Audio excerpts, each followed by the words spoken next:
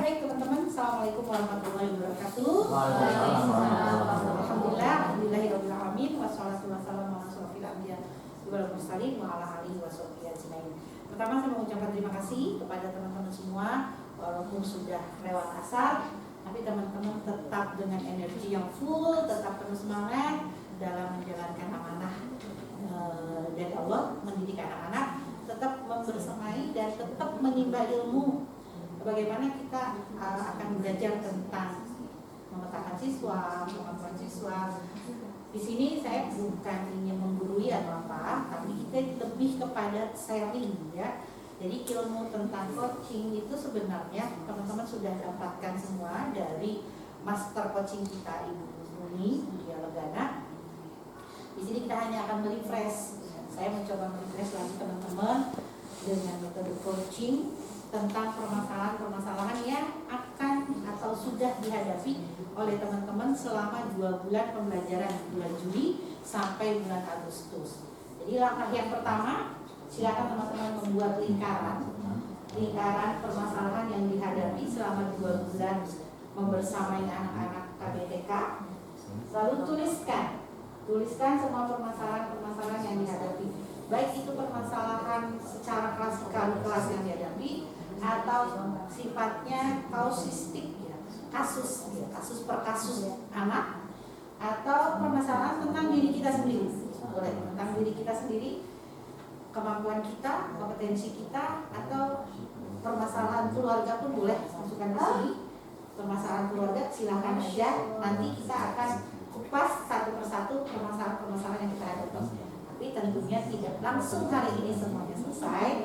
Kita akan melakukan tahapan-tahapannya ya. Langkah pertama membuat ini namanya identifikasi permasalahan. Jadi teman-teman membuat atau mengidentifikasi permasalahan yang sedang dihadapi. Saya beri waktu 5 menit untuk menuliskan semua permasalahan yang ada di atau di depan hadapan kita yang sedang kita hadapi saat ini selama 2 bulan menjadi guru KBTK Islam Arifah. Silakan tuliskan aja sambil Bu Rifa bacakan permasalahan yang dihadapi A3. Oke. Baik, assalamualaikum warahmatullahi wabarakatuh. Saya akan membacakan permasalahan yang dihadapi kami di kelas A3. Yang pertama, pengendalian emosional anak belum stabil. Yang kedua, usia anak terdapat 7 siswa 4 tahun sampai 4 tahun 4 bulan. Kemudian siswa belum fokus. Kemudian ada kemampuan menyimak instruksi guru, spontanitasnya masih kurang, kemandirian saat datang ke sekolah, kemandirian di dalam kelas, dan kemandirian saat toilet training. Sebenarnya ada variabelnya udah ada, cuma kita masih rutin biar secara umum. Ya. Baik, untuk permasalahan yang dihadapi kami kecil itu diantaranya yang pertama tantrum. Jadi ada yang tantrum, terus ada yang kurang fokus untuk ukuran seusianya. Kemudian motorik kasar yang masih perlu distimulus. Jadi mungkin kebiasaan digendong di rumah atau gimana, jadi berjalan pun masih perlu ditetek banget. Kemudian ada juga yang ternyata yang speech delay dan sambil sambil psikolog gitu. Dalam terapi psikolog. Terapinya dia itu sensori integratif sama bahasa. Yang mana ya? Ya, oke. Untuk permasalahan yang ada di KB besar, yang pertama peserta didik masih belum fokus. Kemudian tiba-tiba peserta didik nangis, belum stabil. Iya, belum stabil. Iya. Peserta didik gerakannya lambat. Kemudian peserta didik artikulasinya juga belum jelas. Peserta didik belum spontanitas. Kemudian emosi emosinya juga belum stabil. Selanjutnya belum memahami peraturan juga di kelas dan belum memahami perintah dari guru. Beberapa permasalahan yang ditemukan di A1, yang pertama masih banyak ya, termasuk banyak anak yang masih maklum. Dan itu adalah kekhawatiran dari orang tuanya gitu. Jadi komunikasi kita kepada orang tua. Berapa banyak dalam satu kelas? 5 ya, kan paling 5 masih ada. Terus masih ada yang di antara kelas dengan nangis-nangis raihan ya. Jadi itu masih butuh effort gurunya untuk membujuk dia mau gitu. Terus ada anak yang jalannya jinjit. Ya. Tapi nggak boleh dibilang ya? Nggak boleh dibilang. Ya, jangan jinjit gitu kan. Kita suka bilang Kata orang tuanya. jangan bilang jinjit. Tapi bilangnya Jangan walkie. Oke, bahasa Inggris. Tapi anaknya masih ya ini Masih jinjit.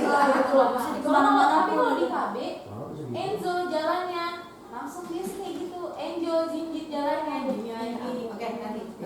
Kemudian beberapa anak masih belum tertib saat circle time. Kemudian orang tua yang terlalu tidak peduli dalam kondisi kesehatan anak, tapi membahayakan anak yang lain ya. Jadi kondisinya sakit tapi di sekolahan aja. Orang tua yang overprotective juga ada. Kemudian masih ada yang datangnya telat sehingga itu mengganggu KBM berjalan. Masih ada anak yang belum percaya diri. Di A2 sendiri itu ada anak yang belum bisa fokus dan belum mau menyimak ketika guru sedang berbicara. Ada juga anak yang belum mau ikut aturan, jadi ketika duduk ya ada beberapa anak yang masih mau main sendiri dan sendiri. Ada banyak juga anak yang belum mau mengontrol emosinya, belum bisa mengontrol emosinya. Ada juga beberapa anak yang masih suka main pukul tangan kayak gitu. Terus ada juga anak yang belum mau mengungkapkan keinginannya karena ada beberapa kasus masih ada yang pipisnya di kelas sama kasih ngomong gitu. Itu aja sih Bu Dewi. Dengan permasalahan yang dihadapi teman-teman, Sebenarnya banyak banget Bu, ini juga buat ya. Memang kita harus menuliskan atau mengungkapkan. Selama ini kan belum pernah diungkapkan, mungkin hanya sekedar disimpan di kepala, didiskusikan secara lisan. Tapi fungsinya kita coaching ini adalah kita mengungkapkan, menuliskan, mencatatkan, mendokumentasikan apa yang ada di kepala kita, itu supaya teman-teman tuh terurai sedikit demi sedikit tingkat stresnya, jadi nggak pusing. Nah, identifikasi masalah yang dihadapi teman-teman di kelas itu sudah teridentifikasi. Ini adalah langkah namanya mengidentifikasi. Habis mengidentifikasi, diapakan? Mau diapain ini permasalahannya ada? Menurut teman-teman mau diapain? anaknya diomelin. Dicarikan solusinya. Dicarikan solusi. Nah, permasalahannya ini kan ada banyak. Yang sudah ditulis aja ada 8. Kita akan fokus ke yang 8 ini. Kan berarti itu adalah menjadi prioritas teman-teman untuk setahun ke depan kan. Pasti dari permasalahan ada itu pengennya anak begini. Langkahnya bagaimana nih? Harus diapakan anak-anak ini? Kita sebagai guru harus ngapain? Nah, udah teridentifikasi. Tidak mungkinkah 8-8-nya ini kita carikan solusinya dalam waktu yang bersamaan? Tidak. Maka langkah berikutnya apa yang harus kita lakukan? Cari yang paling Betul, membuat prioritas permasalahan yang akan kita carikan atau kita kerjakan solusinya. Kita cari. Tentukan prioritas.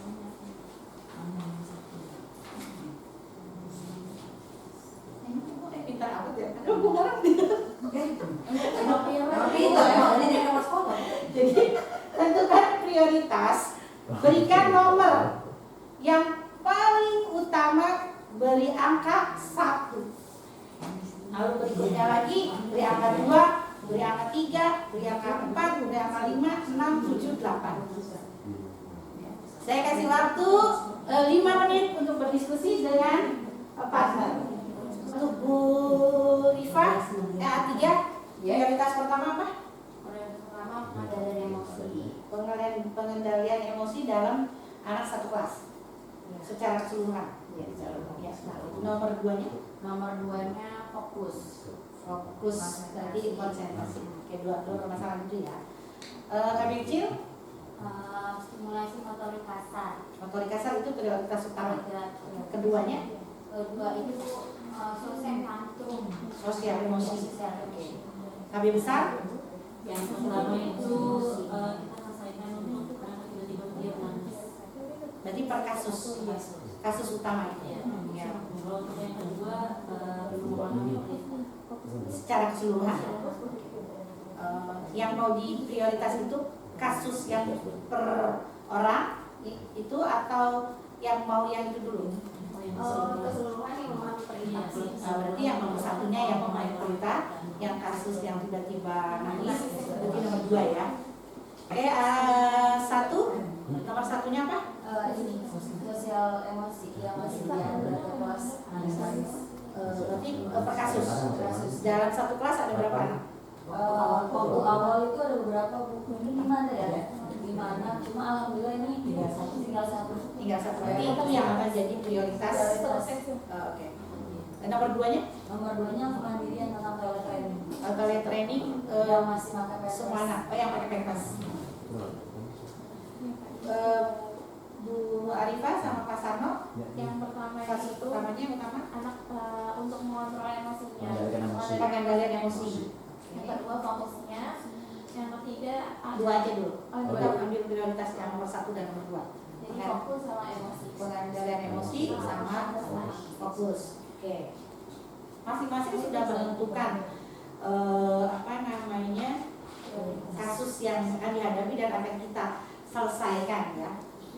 Langkah yang kedua adalah yang ketiga. Tadi kasusnya ini sendiri-sendiri ya, maksudnya prioritas yang pertama. Solusi apa yang akan kita lakukan? Ya. Langkah-langkah apa yang akan kita lakukan? Lalu tentukan targetnya, waktunya, sampai anak ini berhasil melewati itu dan mencapai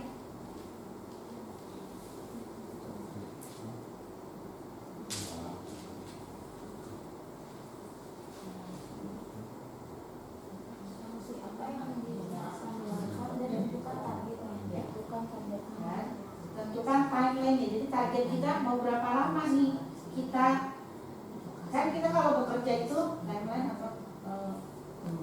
Target waktu. Ya misalnya contoh kasus yang pertama di kelas A3 apa tadi fokusnya? Pengendalian emosi. Ya, pengendalian emosi. Menurut Bu Wahyu dan Bu Rifa, mengapa pengendalian emosi anak di kelas itu menjadi prioritas utama bagi ibu untuk segera diatasi?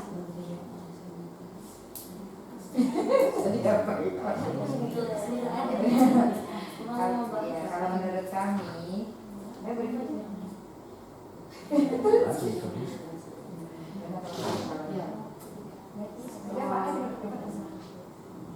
Pengendalian emosi itu anak mampu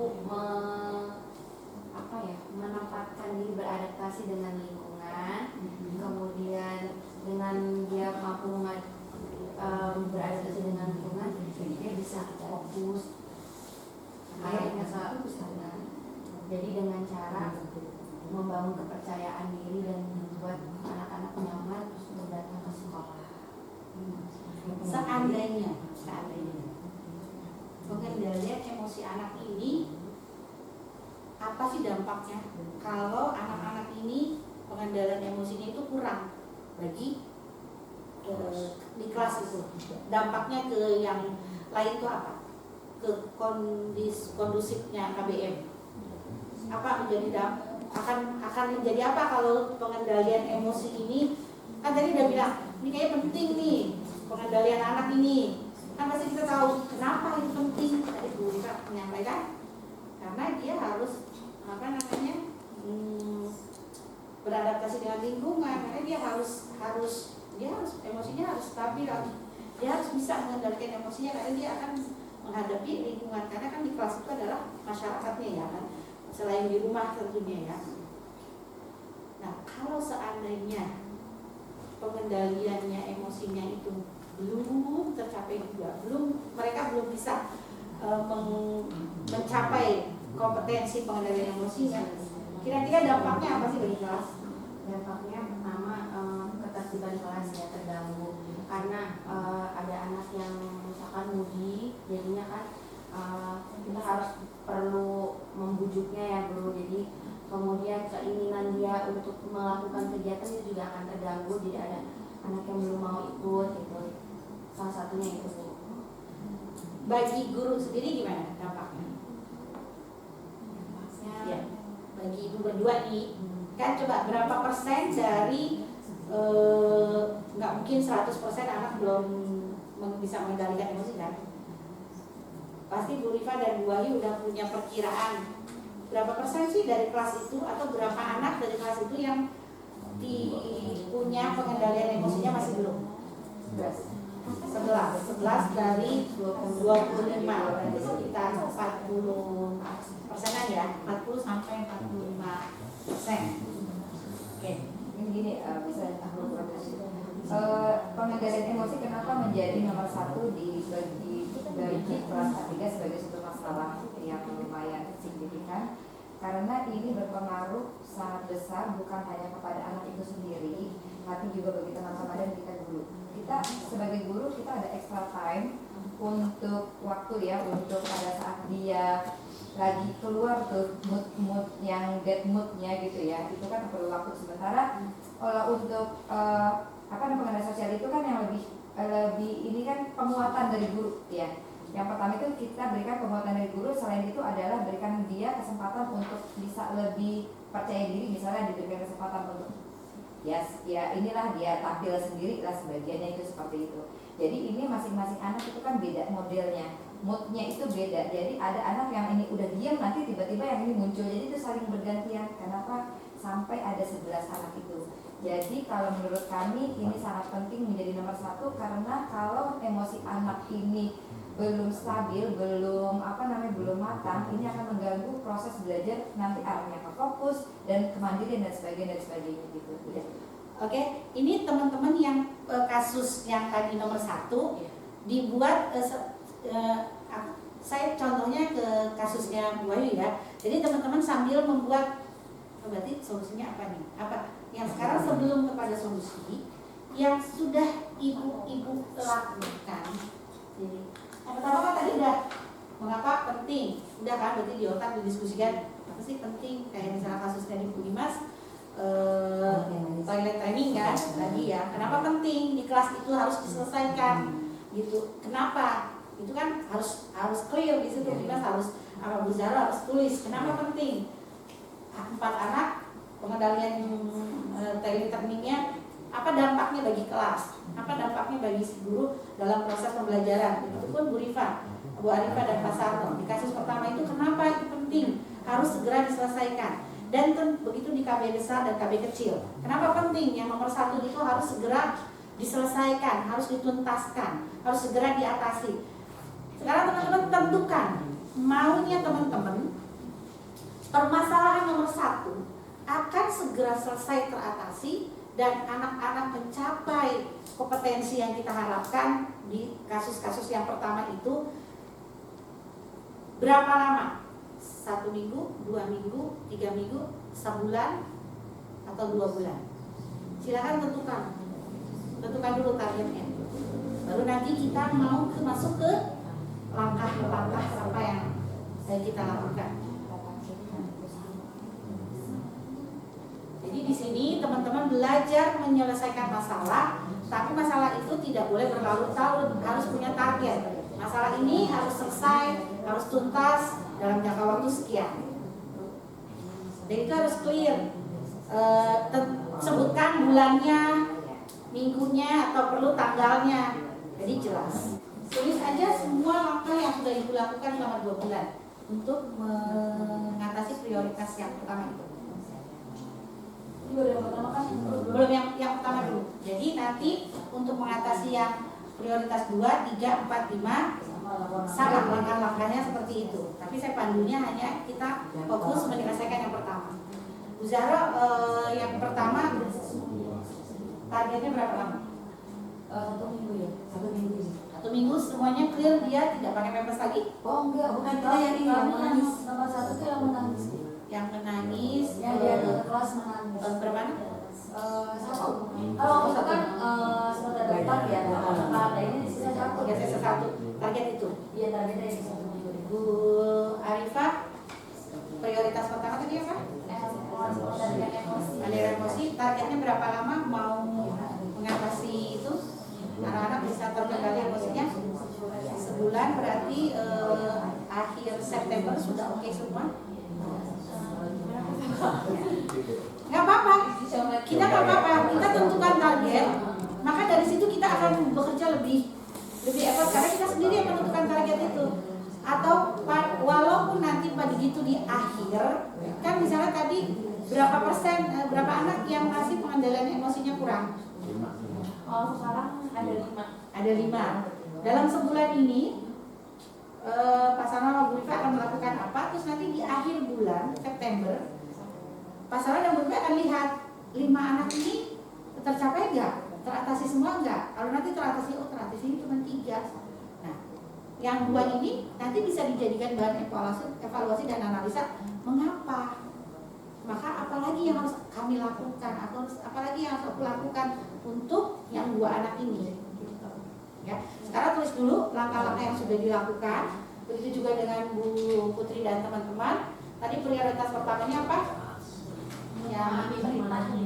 Memahami perintah, itu yang sudah dilakukan apa?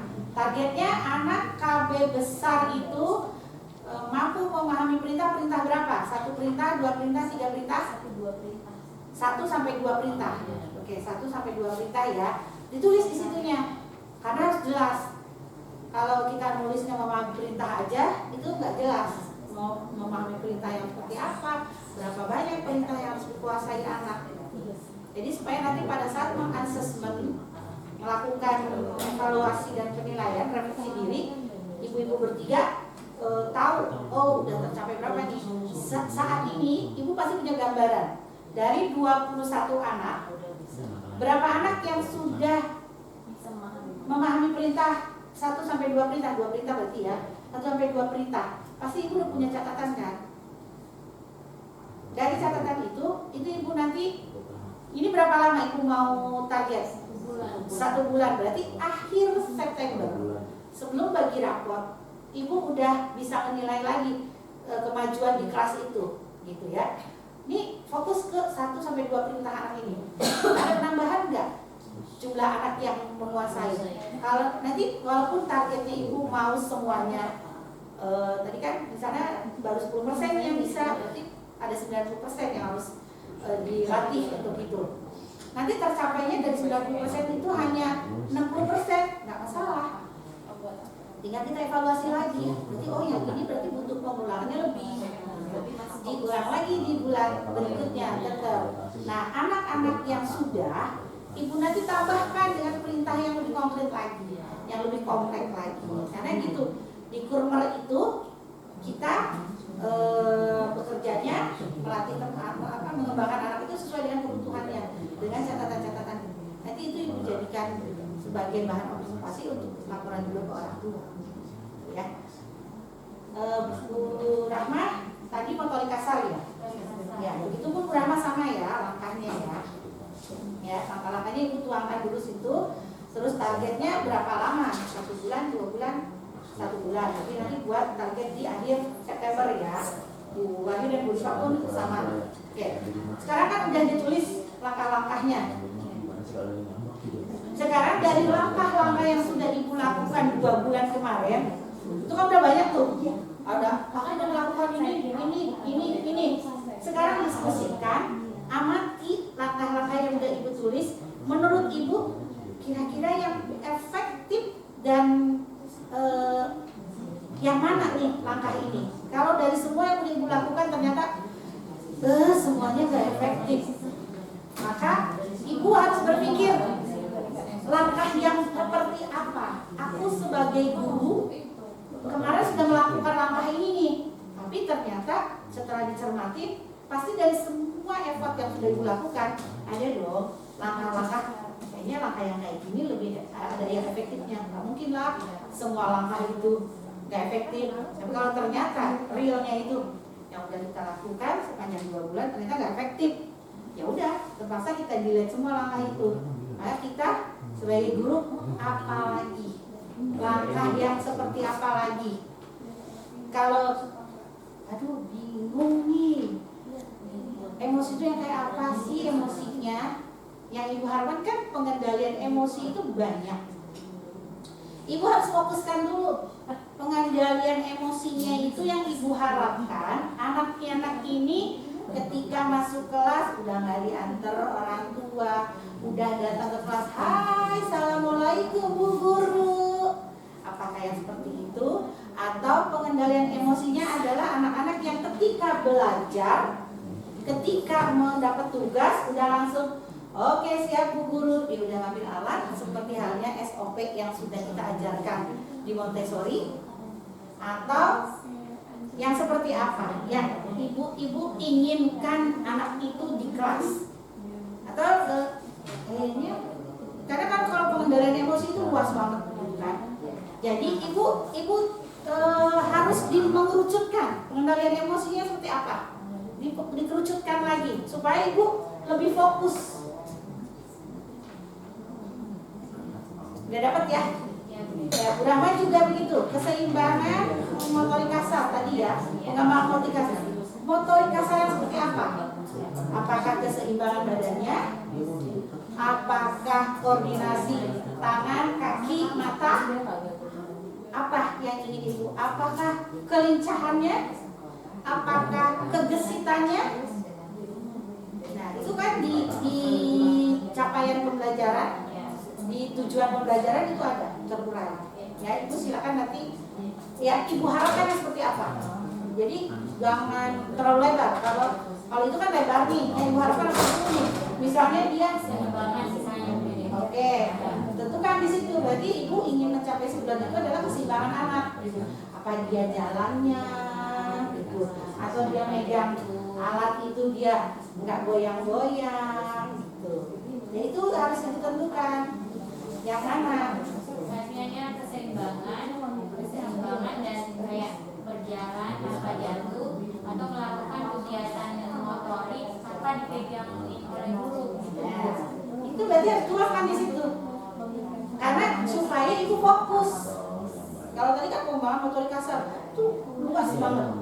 Yang Ibu harapkan seperti apa? Nah, kalau Bu Ina sama Bu Zara kan tadi pepos. Yang Ibu harapkan apa?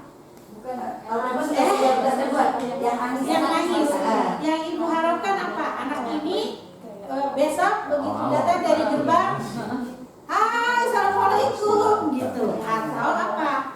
Yang nangis aja, nangis aja dan mau bisa sama orang tuanya tanpa drama. Ya, ada bapaknya tuh Yang nangis banget, yang sampai tarik bapaknya kan. Nah, yang udah Ibu lakukan apa kemarin? Untuk ngatasin anak ini kan tadinya ada 5, sekarang udah tinggal 1 ya. Langkah yang udah Ibu lakukan terhadap 4 anak ini apa? Banyak ya. Yang pertama komunikasi ke orang tuanya supaya nggak telat ya. Nah yang 4 ini alhamdulillah kita ajarin teman, cariin teman. ya maksudnya orang tua itu terbujuk gitu untuk orangnya nggak telat. Nah yang satunya memang masih PR, makanya kita masukkan ke langkah. Tapi dia sudah ada perubahan, tadinya di sama mamanya lebih lengket, sampai nangis seharian, sekarang babaknya jadi cuma pagi aja ketika datang doang, udah nggak nangis sampai siang. Nah, oke, itu kan udah ada tahapan kan yang sudah Ibu lakukan. Berarti seminggu besok nih, hari apa? Rabu. Dari Rabu sampai ke Rabu, Ibu udah langsung buat langkahnya. Ya. Nanti kan berarti kan ada kolaborasi ya. Apakah Ibu pagi-pagi akan nyambut dia? Nah, itu udah langkah-langkahnya. Jadi saya nggak perlu tahu lagi. Nah, nanti setelah 1 minggu itu sudah tercapai, Ibu nanti langsung buat seperti ini untuk yang prioritas yang kedua. Kan? Pakai target lagi. ya. Jadi setiap nanti permasalahan akan selesai. Oke, sampai sini paham ya? Ya. Oke. Setelah tadi melangkah-langkah itu, terus yang keempat, langkah berikutnya apa nih? Tindak lanjut kita sebagai guru. Contoh kasus di A3 tadi ya, yang pengendalian emosi, sama di A2 pengendalian emosi. Silakan. Udah dicatat belum? Udah langkah-langkahnya. Yang akan Bu Liva dan Bu Wahyu lakukan apa langkahnya? Langkah Yang sudah dilakukan. yang mau. Yang sudah dilakukan dulu deh, apa tadi? Yang sebagian konsultasi dengan orang tua, menguatkan kepada anak dengan memberikan perhatian, salam sapa setiap pagi, menyambut siswa dengan sapaan personal, dan melatih pengandalian. Oke, kalau Pak Sarah dan Bu Liva yang sudah dilakukan apa? Memberikan contoh yang baik bagaimana seharusnya, terus memberikan nasihat kepada dan motivasi pada anak, mengajak berbicara secara personal kepada anak bagaimana dirasakannya, sama membuat aturan di kelas gitu. Biar Rara itu jadi ngaruh ke ini ya. Oke. Dari langkah yang sudah dilakukan, mana langkah yang paling efektif dan berdampak kepada perubahan pengendalian emosi anak? Konsultasi kalau kita, karena ternyata rata-rata itu pola asuh. Oke, udah ketemu kan? Berarti pola asuh. Kalau Ibu, Kalau saya tulis di situ Bu. Jadi langkah. Oh, iya. Jadi pola asuh kan? Nah, pola asuh orang tua itu berarti itu menjadi bisa itu dijadikan satu tema buat kita nanti kelas orang tua. Kelas orang tua yang akan dilakukan di Bu Wahyu dan Bu Rifa itu adalah bagaimana sebaiknya orang tua melakukan pola asuh yang bisa mengembangkan kemampuan emosi, mengembangkan kemandirian, mengembangkan potensi-potensi anak. Pola asuh yang seperti apa yang harus dijalankan di rumah? Harus disinggung dikit ya. Nah, itu bisa dijadiin tema untuk nanti program di kelas orang tua. Gitu. Saat ini selain pola asuh, itu kan berarti kan langkah satu udah ada kesempatan, ada diskusi dengan orang tua ya. Orang tua juga harus berubah pola asuh. Kita sebagai guru nih, kita nggak mungkin dong ngontrolin. Kalau pola asuh orang tua kita bisa kontrol nggak sebagai guru? Nggak bisa kontrol. Kita juga nggak bisa ngedikte terus. Dia benar nggak nih, walaupun kita udah nasihatin, udah kita kasih tahu arahan. Nah, yang harus kita lakukan sebagai guru apa di kelas ini? Yang bisa kita kontrol sendiri. Iya kan? Kan dia anaknya itu nggak bisa pengendalian emosinya gitu. Oke, tadi dengan langkah penyamaan pola asuh. Setelah diteliti ternyata pola asuh orang tua tuh membuat anak tidak mandiri, membuat anak tidak percaya diri, membuat anak akhirnya emosinya nggak stabil gitu. Itu kan paling kita diskusi sama orang tua ya, pola asuhnya harus gini Pak, gini gitu kan. Nah, kita sebagai guru kan kita juga harus melatih di sini, ya kan? Nah, yang bisa kita, kalau yang orang tua lakukan kita nggak bisa kontrol, kita nggak bisa ngarepin dia untuk ngerubah 100%, kita nggak bisa. Tapi yang bisa kita lakukan adalah apa yang kita lakukan terhadap anak-anak ini.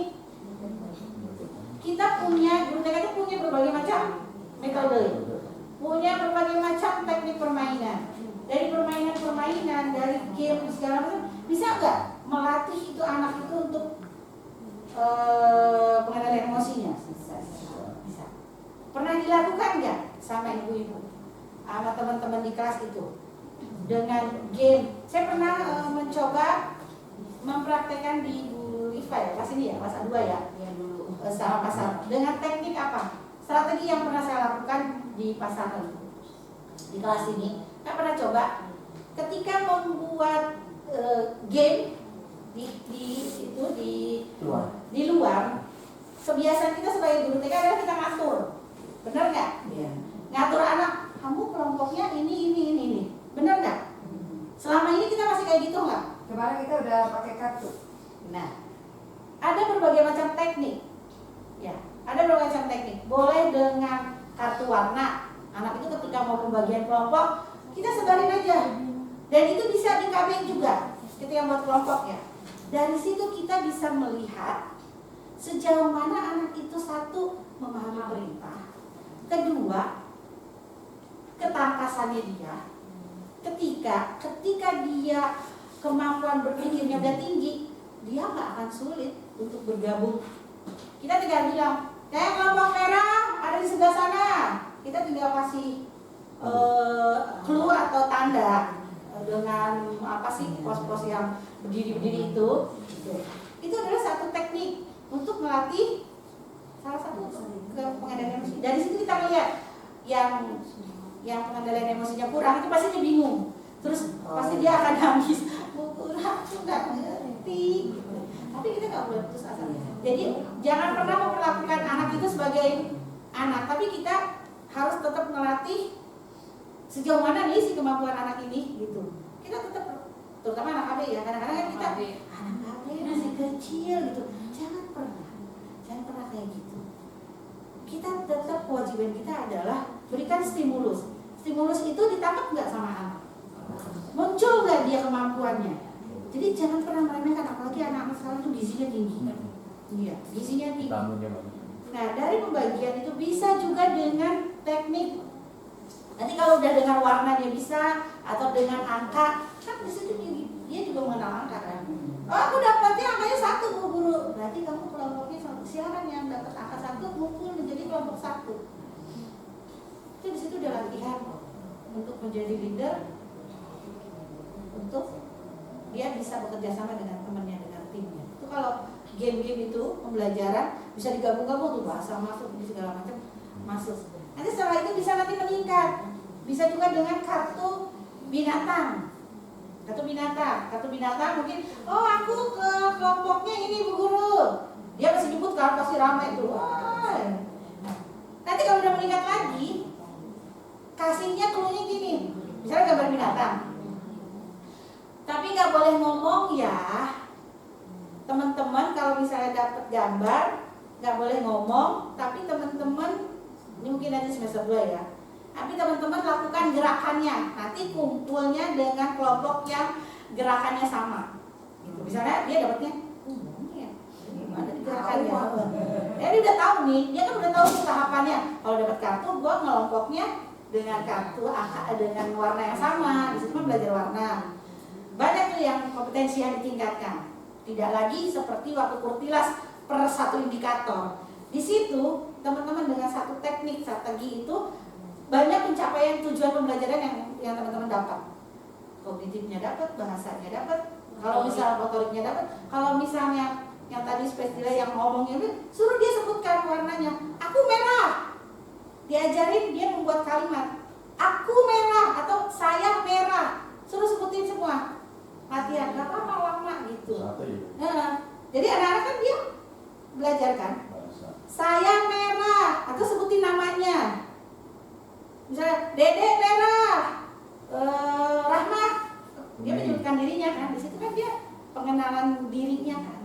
Karena kan kita anak-anak segini harus mengenali dirinya, ya. Personalnya diri harus kenal dulu dirinya, gitu. Minimal namanya.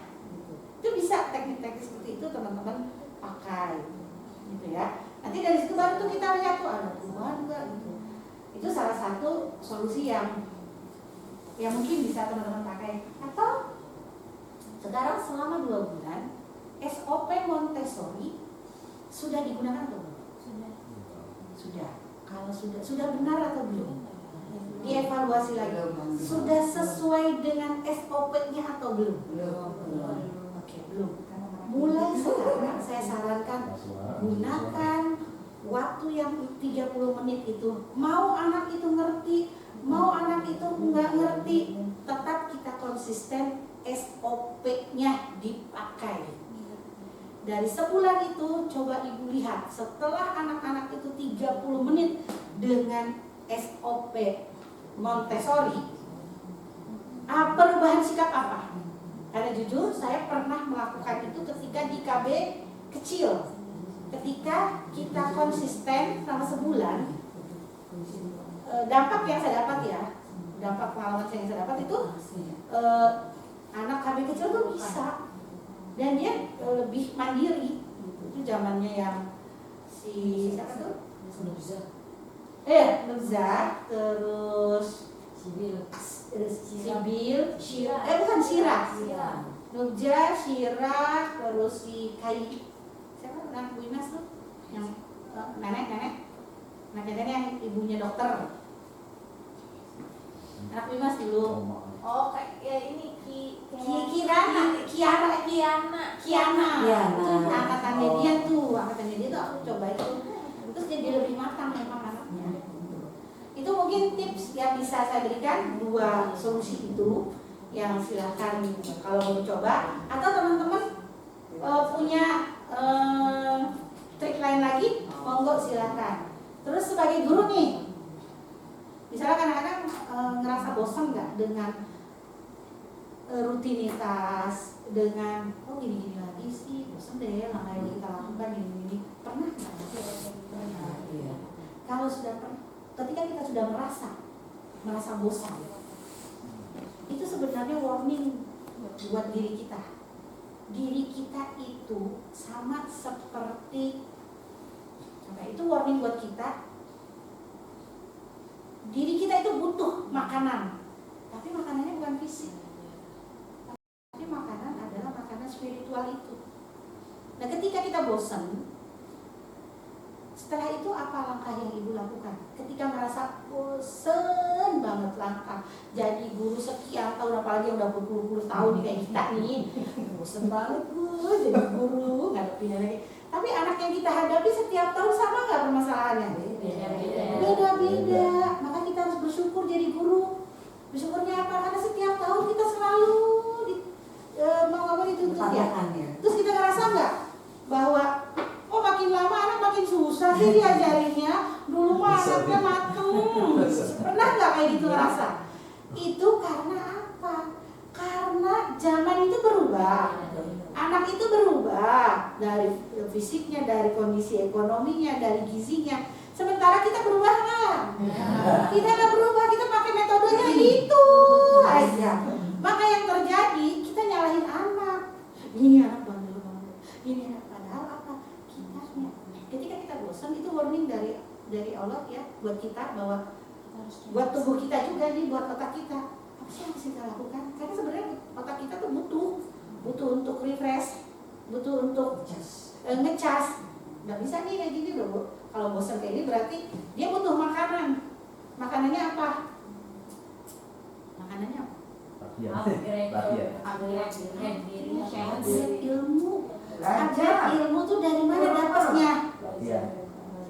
Dari pelatihan. Dari mana lagi dapatnya? Dari searching, dari teman sejawat, dari diskusi. Banyak. Bisa nggak kita belajar dari anak sendiri di kelas? Bisa. Yang penting kita mengasah kepekaan kita. Itu kuncinya, yang ketika kita butuh. Pernah nggak teman-teman ngerasa gue kayaknya butuh deh, gue kayaknya ini anak begini-begini, gimana ya caranya? Pernah nggak? Gue harus cari nih, karena gue harus nyelesain nih anak ini, harus dikasih sama. Pernah nggak ngerasa kayak gitu? Nah, ketika udah ngerasa kayak gitu, gue lakukan, cari ilmu sebanyak-banyaknya. Jangan pernah bosan, karena itu udah warningnya dari Allah. Beruntung kita sebagai guru, kita selalu dicas sama Allah. Setiap tahun kita dicas, di refresh terus sama Allah ya. Jadi itu langkah yang terakhir. Udah selesai.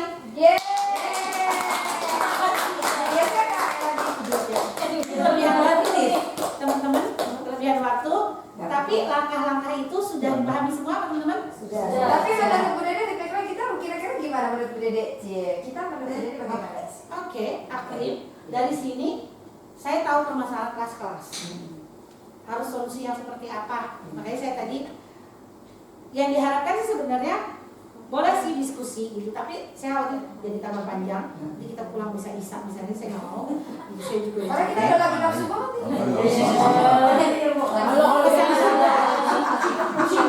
Pesan saya mulai besok mulai besok lakukan apa yang sudah Bapak Ibu catat, langkah-langkah itu. Jadi ketika tadi misalnya, aku mau bikin kegiatan yang kayak gini, maka dipikirkan alat belajarnya apa nih, harus bagaimana nih, pagi-pagi harus sudah, atau aku nggak bisa pagi-pagi nyiapinnya, berarti siangnya harus nyiapin. Mau tekniknya seperti apa, strateginya seperti apa. Jadi selama anak itu kan rentangnya TK itu pendek, maka kita harus buat strategi kegiatan itu pendek-pendek, jadi nggak ada jeda buat anak. Saya sering lihat teman-teman kalau olahraga, misalnya main bola, itu bolanya cuma 2, main lempar tangkap, bolanya cuma 1. Bisa dibayangkan dalam waktu 20 menit, bolanya cuma 1, berapa dia punya kesempatan untuk dapat bola? Nah, padahal saya membuat sarana, membelanjakan uang yang ada, itu saya beli bola banyak. Apa strateginya? Kita sebagai guru, bola pakai itu banyak. Dapat bola bisa pasangan berdua-berdua, kasih. Taris, cari pasangannya. Ayo, Taris, yo, kamu tangkap dia. Ya. 20 menit dia dapat berapa kali ngelempar dan nangkap? Banyak kan? Ada nggak anak yang duduk di tangga nungguin? Bete nggak buat anak? Bete. Kalau bete dia akan apa? Lari. Karena gurunya kan, jangan dia lari. Itu karena kita di strategi mainnya. Dalam waktu 20 menit olahraga, 5 menit. Kalau dulu kita punya ilmunya adalah 5 menit pemanasan. Pemanasan itu boleh lari jalan-jalan boleh, atau lari dulu boleh, atau perjalanan boleh 5 menit. 10 menitnya untuk inti yang mau akan dicapai, 10 menitnya lagi penenangan. Itu kegiatan olahraga. Ya. Sampai di sini. Terima kasih banyak. Mudah-mudahan tetap semangat. Langkah-langkah nanti saya tinggal cek di akhir bulan sesuai dengan target teman-teman. Kalau Bu Imas 1 minggu, berarti minggu berikutnya adalah prioritas yang kedua. Tadi prioritas yang kedua apa? Pilot training bagi yang dalam waktu seminggu itu sebenarnya Ibu bisa nyampe 2. Nanti next ke permasalahan yang prioritas 3. Oke, nanti ini minta Bu Rahma tolong di copy. Kopiannya dikirim ke Bu Rahma. Yang itunya tetap dipegang masing-masing sebagai catatan panduan teman-teman dalam bekerja sebulan ke depan. Terima kasih. Saya tidak memberi waktu untuk pertanyaan, waktunya sudah 5:30. Sudah cukup banyak saya kira diskusi hari ini, coaching hari ini. Mudah-mudahan bermanfaat buat teman-teman. KBTK Islam Alifia semakin oke dalam bersama teman-teman. Ilmunya bermanfaat, teman-teman makin semangat, dan kita makin dibarokahi. Kita sudah merasakan itu, terutama saya pribadi sudah merasakan kebarokahannya menjadi guru KBTK Islam Alifia. Kalau kata Bu Ayu sih, kalau saya mau Bu Ayu dan Bu Imas karena udah dua periode ya, udah 2 kali 10 tahun. Sekarang saya memasuki dekade yang ketiga. Bu Imas sudah melewati dekade yang ketiga, dia mau melalui dekade yang keempat. Insya Allah teman-teman nanti mendapatkan kebarokahannya, dan saya juga sudah merasakan, Bu Imas sudah merasakan kebarokahannya. Gaji boleh kecil, tapi ternyata kita barokahnya banyak. Ya. Pengalamannya lebih banyak. Jadi guru TK Islam Aliklas itu kalau keluar dari TK Islam Aliklas, insya Allah ngelamar kemana pun referensinya TK Islam Aliklas 55 gitu nggak diterima, kecuali dia mau P3K. Saya kasih tahu, P3K selama kita belum 60 kita masih bisa. Kalau sudah sertifikasi nilainya udah 100. Jadi yang sertifikasi itu nilai poinnya tinggi. Nilai poinnya tinggi, kemungkinan untuk dapatnya itu besar. Masya Allah. Terus gaji pokoknya 2,9. Tunjangannya kalau masih gadis itu 3.500.000. Masih gadis. Kalau yang sudah keluarga bisa dibayangkan kalau anaknya 2 atau anaknya 3. Maksimal anaknya 3. Berapa? tunjangannya. Ya berarti 3 juta ke atas lah. 3 juta setengah ke atas. Kayak Bu Evi itu, karena dia TK, PAUD, ternyata lowongan untuk PAUD gak ada, maka dia dikirimnya ke SD. TK Ikro, dia kan PSP. Udah dia SK-nya udah keluar. Sebenarnya dia lulusnya tahun kemarin, setahun yang lalu, tapi nggak dapat penempatan. Baru SK-nya sekarang keluar, ditempatkan dia tempatnya di SD Cilandak. Usia berapa? Ya, Memang itu bukan Ajar SD di bawah itu. kalau saya kayaknya saya dulu kasih kelas aja. Wow. Ya beda kayak Bu Nabuinnya. Kalau mau nabuin itu dari guru baru. Kalau ini kan P3. Ini P3 siapa?